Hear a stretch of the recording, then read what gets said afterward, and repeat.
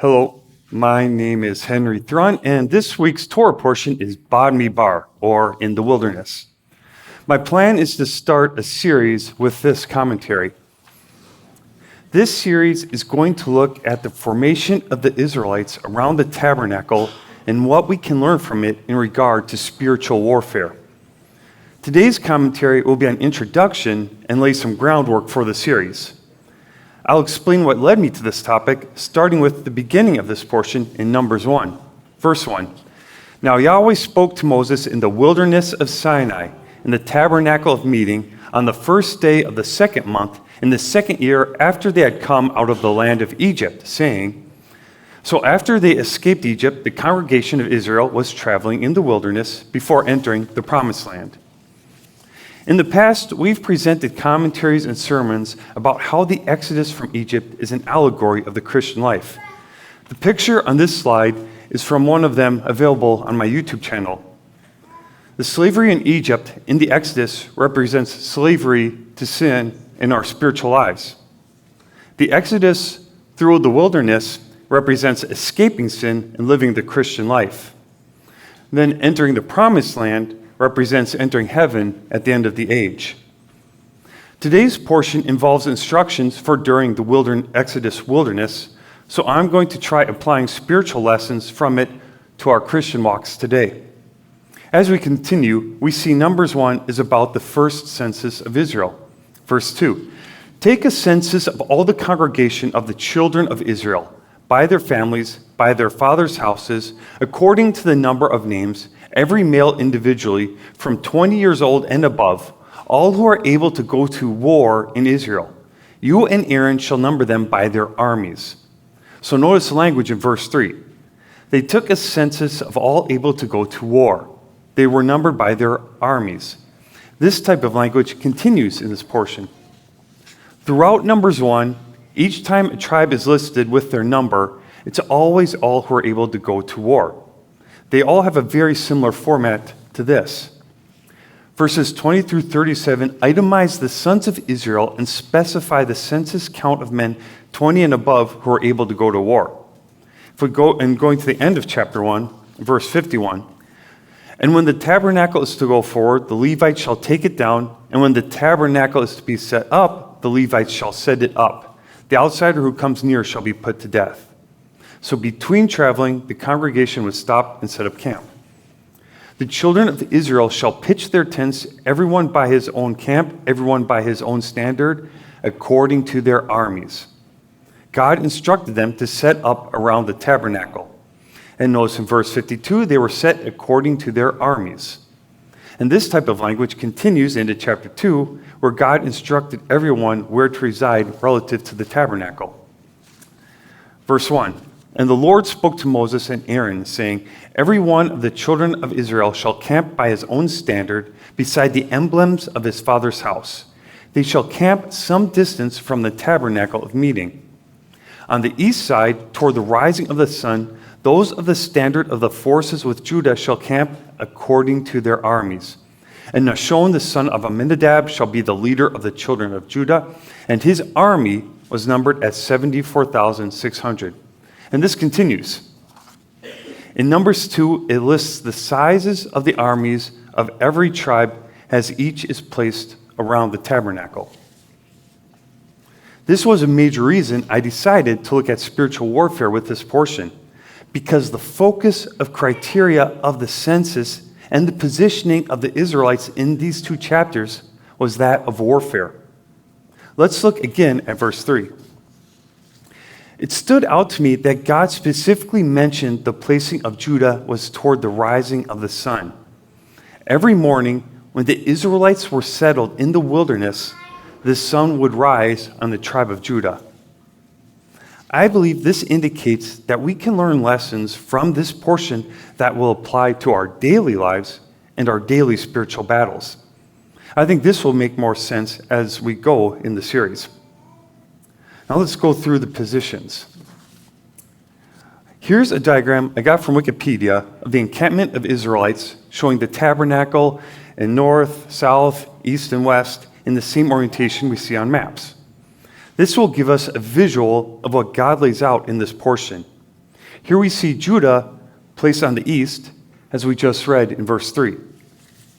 Verse 5, those who camp next to him shall be the tribe of Issachar, and Nathanael the son of Zuar shall be the leader of the children of Issachar. Here we have Issachar added.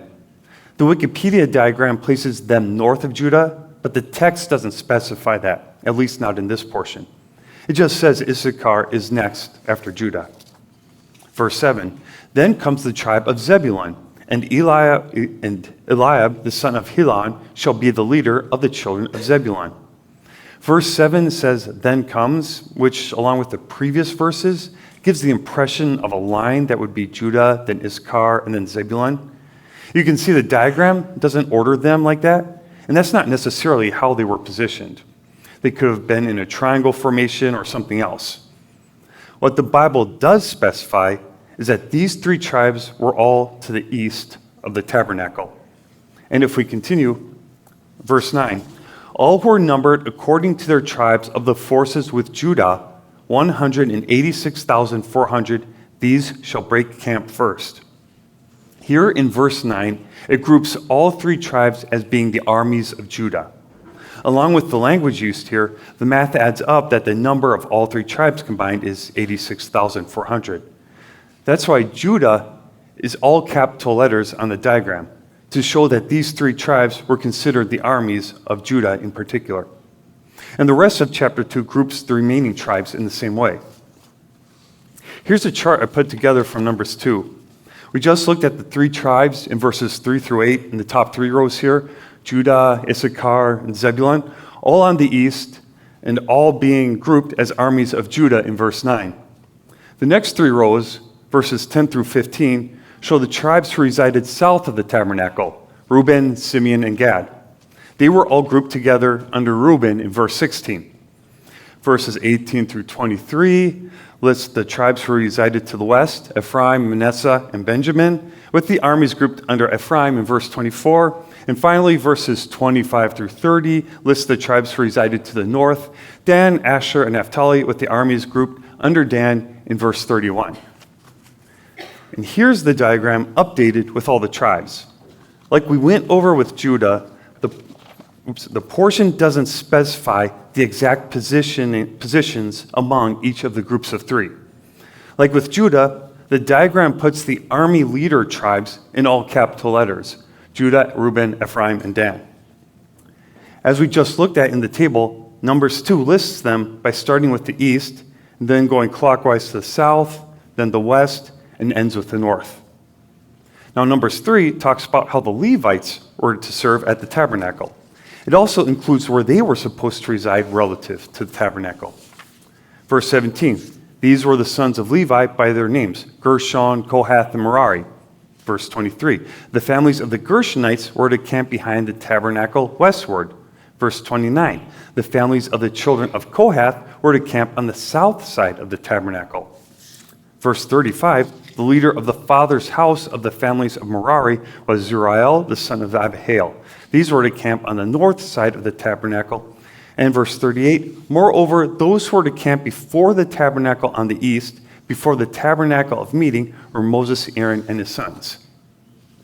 And here's the finished diagram with the Levites included that we just read about.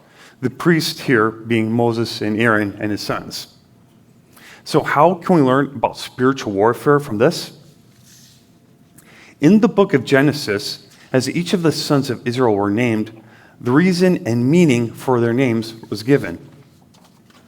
Reuben meant see, Simeon heard, Levi join or attach, Judah praise give thanks, Dan judge, Naphtali wrestle, Gad fortune, Asher happy or blessed, Issachar wages reward, Zebulun meant dwell, Joseph meant add, Benoni is son of iniquity, Benjamin was son of right hand, Manasseh forget toil, and Ephraim fruitful. And in Numbers, we get the meanings of the Levite names. Gershon is from Garash, which means to drive out, to expel, to cast out, to divorce. Kohath is from an unused root, meaning to ally oneself or allied. And Merari comes from Merar, which means to be bitter or to make bitter. Now let's replace the names of the tribes with their meanings in the diagram. Remember how I pointed out Judah was stationed toward the rising of the sun? Judah means praise.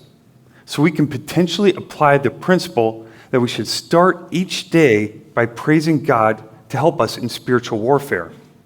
And we can use the two other tribes that were in Judah's army, Issachar, which means reward, and Zebulun, which means dwell, to indicate we are to praise God for how he rewards us, and we are to praise him where we dwell, perhaps. That's a quick preview of what I envision part 2 will be. I plan to do the entire commentary about praise, with the subtopics of reward and dwell, perhaps. And then I'll continue with commentaries on the north, south, west, and the Levites around the tabernacle. Hopefully I can cover each side in a single commentary, but some may take more. And there's a chance this series may pivot from spiritual warfare and take on a different overall theme as I continue the study. As you probably know, our Torah commentators are on a rotating schedule, so I won't be continuing this series next week. Also, we're assigned portions based on the schedule, on the Torah schedule. So to continue this series, I'll have to wait until I land on a portion that's suitable for this topic. And even if I do get a portion that's about the tribes or tabernacle, I may see a more pressing topic in the portion to discuss that week. So if you'd like to know when I'll be presenting and when it'll be part of this series, you can go to my YouTube channel with the URL here. At YouTube, it's just my first initial H and then my last name, Thrun, H Thrun. And then you can click More, like it shows there. And this will bring up a box with another URL at the top there, got highlighted, to sign up for my email newsletter. Or you can talk to me after service or text me or email me for the link. From there, with the newsletter, I send out periodic emails notifying when my next commentaries will be, and I'll include the topics when I determine them. And if you'd like, you can subscribe to my YouTube channel and turn on notifications. I post all my commentaries there, so you'll be able to follow the series even if you aren't able to make it in person. And if you have any questions or need any assistance, just let me know after service. Shabbat Shalom.